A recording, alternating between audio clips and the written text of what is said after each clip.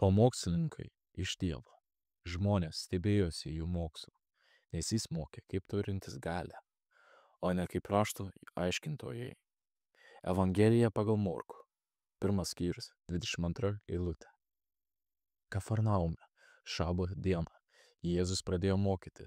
Žmonės buvo paliesti.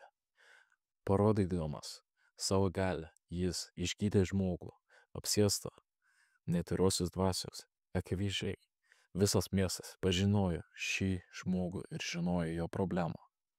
Žmonės išsigando ir klausinėjo vienas kitą, ką tai galėtų reikšti.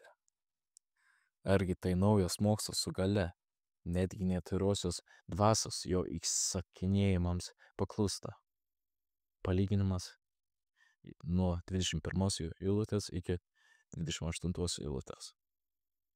Mums reikia šito naujo mokslo. Mums reikia pamokslininkų su gale ir dieviško autoriteto.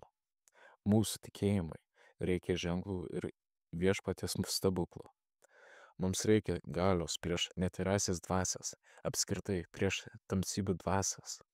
Pamokslas, kuris nieko nekeičia, kuris nekalba širdžiai, kuris nėra naudojamas Dievo, galbūt yra mielas ir malonus, galbūt jame atspindi gražiausias žodžiai žaismas ir palyginimai, galbūt jis išmintingas ir geras, bet toks niekada nieko iš pagrindų nepakeis. Tik Dievo žodis gali veikti mumyse. Mums reikia pamokslininkų, kalbančių su gale, per kuriuos veikia Dievas. Mums reikia pamokslininkų, kurie nepernelyg nesirūpina savo išvaizda, o iš viso širdies myli Jėzų bei jį gerbia. Mums reikia pamokslininkų gimusių tyloje ir skausme, patikrintų kančia ir gerumu. Dievo žodis pamokslininkų lūpose yra lyg dinamitas mums. Jis išlaisvina, atidengia, parodo Jėzus valią, atneša džiaugsmą. Jis net neprivalo būti garsiai išsakytas, o savo velį jis atskleidžia kelyje į žmogaus širdį. Jėzus pagrindžia savai autoritetai išvarydamas netyrąją dvasią.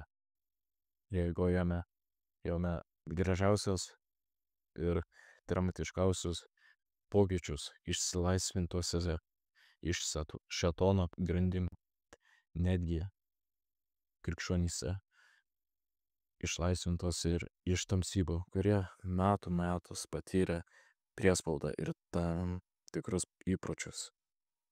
Visas šios tamsybės po šviesos angelo pasiuntiniais užmaskuoto piktoje valdžią. Jėzus tai atidengia. Jis įsikiša ir valdo tamsą savo galę, kurią Dievas jam perleido. Pašlovintas būk viešpatie. Žmonės per stebuklus ir išlaisvinimus krikščionimis netampa.